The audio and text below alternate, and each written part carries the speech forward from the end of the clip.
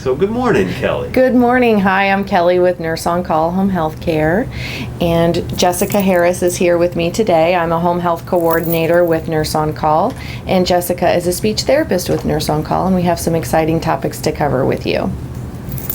And the first topic is shadowing. So we hope to share with you all some of our experiences with shadowing and what that can look like for families and caregivers, and how we may offer some supports to you all to help you work with your loved ones when they do present with shadowing behavior.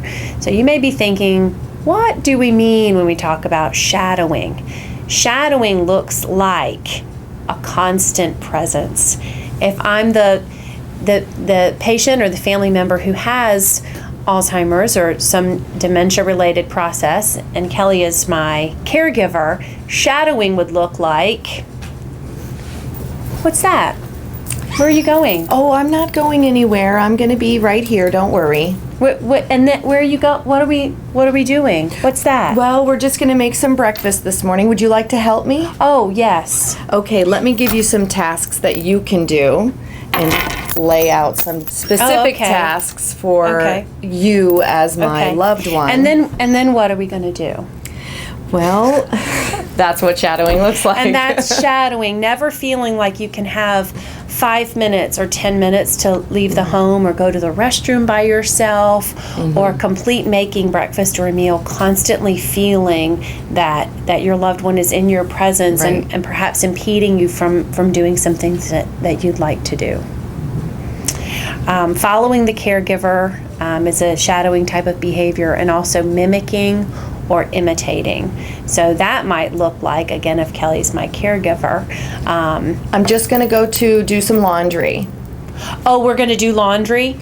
Yes, I'm going to go do the laundry. Okay. So we're doing laundry? Well, I'm going to go do some laundry, and you're going to stay right here and have your breakfast. Oh, okay. I'll have my breakfast. Yes, have your breakfast. And we're doing laundry? I'm going to go do some laundry, and you're going to stay here and have your breakfast. Oh, okay. So a person wants to constantly do whatever the other person is doing. And we'll talk about some reasons why a person might exhibit that type of behavior. So the rationale for shadowing. Why does it seem that people with Alzheimer's and related dementias develop this shadowing characteristic? It can be for many different reasons. Fear and confusion. There may be some confusion about what it is that they're supposed to be doing. So the easiest thing to do is stay very close and in the presence of someone that they love and trust. And if they're not able to think of their own game plan for what they need to accomplish, therein they just imitate and mimic what someone else is doing. It feels a little safer. And that segues into the next rationale for shadowing, which is seeking security. Most of us deep down don't really want to be alone and by ourselves. So they want to be in the constant presence of another person because that's what's familiar, that's what feels safe. In addition to that, another rationale for shadowing is seeking affirmation, trying to get that constant, almost childlike feedback of, am I doing the right thing? Is this what I'm supposed to be doing? Can you please make sure and reiterate to me that this is the right, I'm taking the right steps, I'm doing this properly. And then also a very big one can be forgetfulness or fearfulness that the caregiver is not going to return from the task that they said they were going to do. In our earlier example, Kelly, the caregiver, said she was going to be going to do laundry. And then Jessica, the person with Alzheimer's, constantly was saying, so I'm going to come and do laundry? I'm going to be with you when you do the laundry, because there may be some fearfulness that as Jessica, the patient, sits and eats breakfast, perhaps Kelly's going to go off and do laundry and then not come back, or that I may forget that she's just around the corner doing laundry.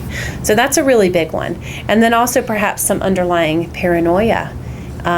Maybe the person had been left before for what felt like a prolonged amount of time, and there's some fear that that's going to continue again, and maybe the person's never going to come back. Or again, self-doubt and confusion. Maybe there's some fearfulness that a situation's going to come up, perhaps a stranger at the door or a new routine, and they're not going to know how to deal with that. So it feels much better to be side by side with someone who would handle any of those situations should they arise. So what are we going to do about this? What are some things that we can do? Well, part of the coping is, and part of what this sort of lecture series is about, is it always can be helpful to put yourself in the mindset of your loved one who's suffering from these symptoms of confusion, and trying to remember that where they're coming from is fear-based and confusion-based. And if we try to keep that in the forefront of our minds when we're talking with our loved ones, we can kind of remember, my husband's not trying to get on my nerves when he follows me around. He's afraid. And having that empathy, that it comes from a real place of an emotional need that needs to be met, and sometimes that helps us have a little more compassion and understanding. So that's one method for coping. Another is that maybe sometimes, if it's just a little too much, as caregivers, you need a little break. Trying to find some respite care, another family member, a trusted friend, or even a paid agency to allow you some time to just step out of that situation for a little bit, and also to be proactive. So again, that means if the shadowing behavior is present, it is not likely to disappear. So trying to make that game plan, and having the mindset that, okay, I know I'm going to be approached with this today when I try to leave and make a quick errand, maybe to pop out to the drugstore or Publix, and already having a plan in place to deal with it, instead of being surprised by not feeling that you can leave your home for a few minutes. So make a plan for that. Anticipate it. Anticipate that it will happen. So some practical strategies, what we can actually do to prevent or get ahead of the ball before challenges arise, would be to set a timer or a note that defines the parameters for when the caregiver will return. For instance, in our earlier scenario, Kelly was going to step out to do some laundry. I, as the patient, was to stay and have my breakfast. So let's kind of show what that might look like. Here I am eating my breakfast. Where are you going? I'm going to go do some laundry now. Well, how am I supposed to know when you'll be back? Well, when are you coming? Where are you going? I'm going to leave you a note right here. I will be back in 5 minutes to check on you. Okay. So in Kelly 5 be back. minutes. Okay. All right. Feel good about that? So I'm going to eat my breakfast? You're going to eat your breakfast. Okay. I'm going to be back in how long? Okay. 5 minutes. You'll be 5 back. minutes. I'll be back to check on you. Okay. And if that doesn't work, then obviously a timer with the note would be another suggestion. A timer with the note. Some type of visual and or auditory cue that reminds the person there is a time frame for this. I'm not going to be gone forever, just for this amount of time. Right. So, engage in meaningful activities. So, again, laundry scenario, another way to deal with that is perhaps Kelly, as the caregiver, could wait 1 or 2 minutes, allow me to finish my breakfast, and then say, come on, we're going to do laundry. Can you pull out all of the t-shirts while I get started with doing part of the other process of the laundry? Go ahead and embrace that the person wants to be with you, foster that, go with that, and try to make it a way to incorporate into the task you're trying to accomplish. And offering affirmation. You're doing such a great job. I appreciate your help so much, Jessica, with the laundry. This means the world to me that you're helping me sort the clothes before I wash the loads. Okay, so I did this? You did. I did the shirts together? You did great on the shirts. Oh, okay. That helped me a lot. Thank you. Okay, good. And then also offering either music or some type of snack time, something again, a visual, tactile, and or auditory cue that signals the time. Back to our breakfast and laundry example, Kelly could also say, and right here, when breakfast is over, we'll do laundry. Turning on the Today Show. When Today's show ends, I'll be back to see you. Pairing that in with some time parametered activities. When the song is over, that's when we're finished with breakfast and I'll be back. So sometimes those very clear examples can help a person feel a little more organized with not being left alone.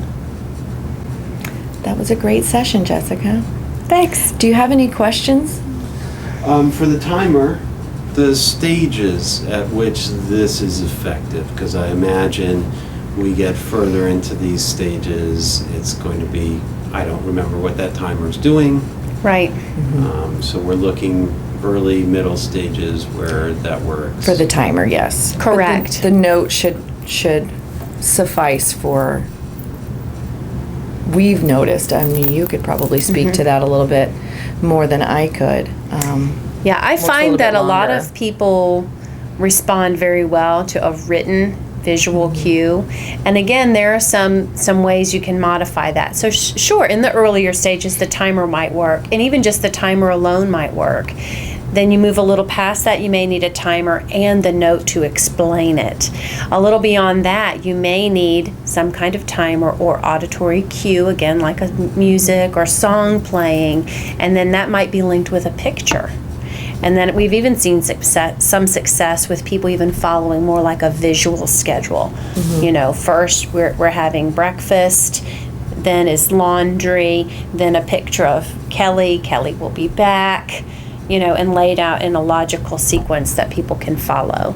So those are just some examples. You definitely can modify the type of cues and feedback that you give depending on how advanced the disease is. And I like recruiting them into the activity, making them part of it when, you know, because it's really, they want to be with you. Yes. Their brain, you are their brain. So some of our people will object and say, I can't even go to the bathroom. Shadowing is this bad. What are they going to do? Come in and help me pee? What do I do there? You know, I would suggest something like, you could do that, or you can let them come along, but in a different parameter. Thank you, I do need the bathroom. Would you mind closing the door for me, please? That'd be helpful. Would you mind there's toilet paper right over there. Could you bring the toilet paper while I go? And you can set the stage. If you know, again, anticipate that behavior is going to happen and plan ahead.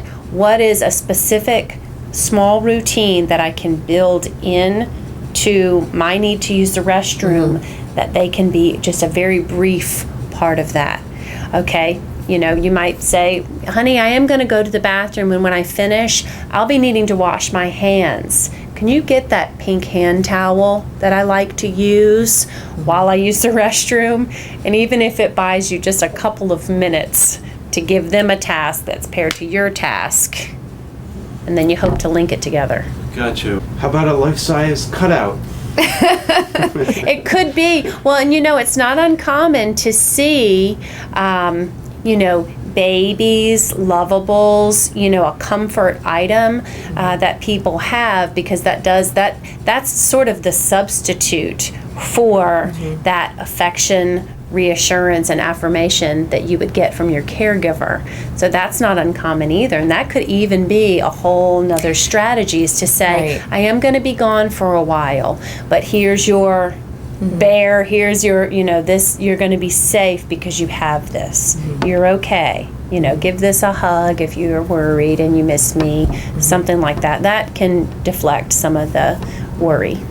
Nice. And this But- is one of the ones you even see it breathe. Yeah, so you can and, see it going up and down. So Yep. something like, honey, you need to take care of Tigger while I'm gone, and I'll be back to take Yep. Tigger. But while I'm away, I want you to make sure Yes. Yes.